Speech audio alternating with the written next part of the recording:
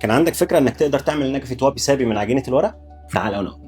جبت مكعب 50 في 50 وطلعت نحته على الشكل ده، وبعد كده بدأت انضف المكان من الفلين لانه كان متطفل قوي ودخل في كل خرم عندي وما خلاش مكان الا معدي عليه. بعد ما حضرت عجينة الورق غطيت الفلين بالعجينة بالكامل. وبالمناسبة اي حد عنده استفسار بخصوص عجينة الورق يقول لي في الكومنتات. سبتها لحد ما نشفت تماما، وبعد كده بدأت الصنفرة فيها، زنقتها تحت باطي ونزلت فيها صنفرة لحد ما خلصت عليها. فجأة افتكرت اليونت اللي كنت شغال عليها امبارح، قلت لما اروح امسي عليها، ورجعت تاني قعدت اصنفر وصنفر.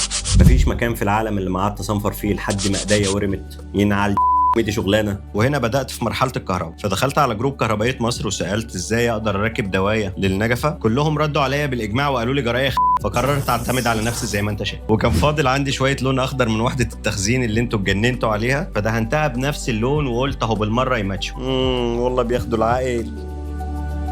نسيت اقول لك، لو عجبك الفيديو ده ما تنساش تعمل سبسكرايب.